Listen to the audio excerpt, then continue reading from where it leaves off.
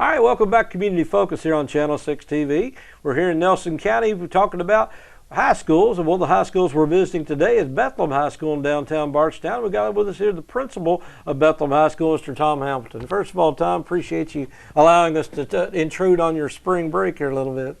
Well, thanks. You know, I'm always ready to talk about Bethlehem and enjoy this time of year. It gives us. I guess it is fall break. I think I said spring break. Not spring break, but it is gives us a chance to get some things done, do some cleaning, and working some things out that we put aside while the kids are here.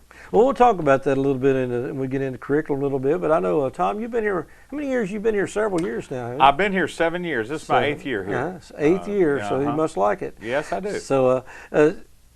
Well, one of the things I guess I could notice more than about Bethlehem than anything, it's been around for a long time, and during this last 8 years, I've seen a lot of changes, and construction changes and several other things as well. What's going on? Lots of things. Lots of things. Yeah, we do have a lot of things going on. We've really tried to, in starting with what we do in the building, the campus ministry program, the Catholic identity that we're working on. We've done a lot of work with through some accreditation with National Advanced Ed program that really has helped us to sit down and review and talk about the things we value. And first of all, it is our Catholic identity, and then we looked at some of those curriculum things. We're a college preparatory school, and that's kind of what we do. And we focus on that. We focus on getting kids, not to say that all of our kids go to college, but I think when they graduate from here, they're prepared to go. And most do. 95 or better percent of our kids go on to college and do very well.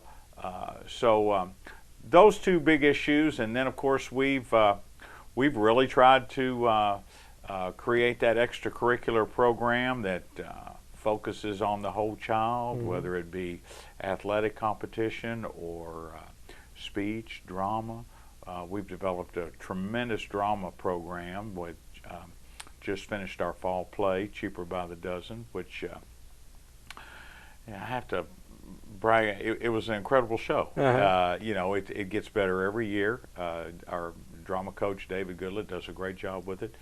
So, that all being said, those are lots of things that have changed and are getting better all the time. Well, you mentioned your Catholic identity. One of the things I know, being a private school, you have a lot of people here that are not Catholic, for one thing. Plus, they're not just from Nelson County and Bardstown. You attract people from all this region. You got a pretty wide region for Bethlehem students. We do. 40% of our students, or about 60% of our students, come from Nelson County. The other 40 come from surrounding counties of Hardin, Bullitt County, Washington County, Marion County. There must be a reason for that. Why does somebody want to travel that far to come to? Is this school making a big difference? I like to think it is. It is a school that people call us for and say, hey, we really like what you're doing there, and the academics and the Catholic identity. We do a lot of recruiting in our parochial schools. There's several parochial schools in the area, but we get kids from all over, and we provide some bus service to our outreach counties and run a bus every day. And so, yeah, I think there is an attraction. I think there's still a place for Catholic schools. And you actually have the Ten Commandments here in this school. Yeah, we post anything we want now. I guess so. Well, and before we get into a little bit, I know you got a lot of cosmetic changes as well. The campus looks a whole lot different just in the last year or so. I've seen a lot of construction in the back of the school, and you got a fence of some sort going around the front. We began talking. It's been several years ago. Bethlehem is getting ready, believe it or not, to celebrate 200 years of continuous education here. We started back in 1819. Three Sisters of Charity began a little one-room schoolhouse, really not far from here. We think it was just right over here on 5th Street where the old high school used to be, close by.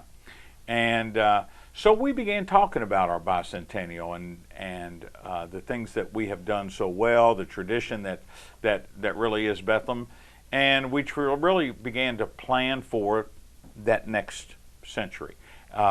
It started with some conversation about what to do with our campus, what to do with how we're going to enter that next third century of our existence, and are we going to be competitive? Are we going to continue to offer that same quality education and college preparatory kind of curriculum that we can do that with? And it lots of things began to change. We put in a top of the line technology program with internet and Wi-Fi and those kind of things. We began to look at our campus, to thinking more in terms of how can we serve this community in this region the best in the next third century. So we created some different traffic patterns. We have acquired some land around us, the campus with the doctor's building over there, and plans for Anatalk and things like that, to just help us grow so that we can continue to offer that same vision that those First Sisters of Charity had. So it is a time, I tell people sometimes, it's you're planning a big party, and one of the very first things you do is you clean the place up. It's just like your home. That's right. Yeah, and that's kind of what we're doing. We're trying to create a friendlier campus, more of a campus feel that will take us into that third century and keep us strong and vibrant in that next. Well, as your enrollment grows, I mean, and building on, is there room for more? If somebody really wanted to come to Bethlehem, will you find a place to put them? Oh yeah. We have plenty of room actually here. We are committed to being here and staying here, and we're going to continue to grow. Like I say, we have an annex building over there that we've used the bottom floor for, but presently don't have any need for the top floor. So we get an opportunity to rent that out to some local agencies, and so yeah, we've got plenty of room. We're going to continue to expand. As a matter of fact, we're looking at another big part of this project is looking out to expand our athletic programs a little bit. We found ourselves a little bit constrained at St. Monica's, and with the growth that we're having in some of the sports, things like archery, girls soccer, boys soccer has always been a problem, been a great program here, but the girls soccer program is growing, so we have needs for more facilities and more things going on. The baseball program, this softball program, district champions for the last 5 years in a row. We need to, we're looking at trying to maybe expand our athletic facilities in one central location to really, once again, take us into that third century. So that's been out there, and we're looking around and seeing what we can do with some opportunities, and we're continue to work on that. And like I say, lots of stuff going on, Kenny. Well, I know you were involved with the public school system years ago, and before you came here. Do you see a lot of difference in the private school system? I know, do you got a little more flexibility, or is it a little more pressure to perform? I mean, what is it that you feel when you come here? I've been asked that before, and while teaching is teaching and learning is learning, it is a little bit different here. It's kind of that thing that I use as an analogy. It's kind of like a tug of war.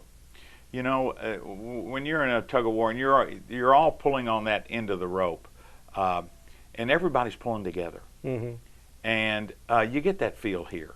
Maybe a little more than I felt in the public school, where everybody was pulling the same direction on the rope, and so that's the analogy I use. I really do like it here, and I like the opportunity that the people here gave me 7.5 years ago, to come over here and continue my career. It's a good place to work, and there's just a lot of people that behind the scenes. There's a lot of things going on here. You know, we don't have a central office kind of a situation, so we do a lot of stuff ourselves. We're pretty self-reliant, and have a lot of great people that help us in terms of fundraising. And you know, the challenge that we have, of course, is tuition based and asking people to pay for something. We think we have a special product, but you know, it is difficult to ask people to pay for something they can get for free. And we try to keep that tuition as low as possible.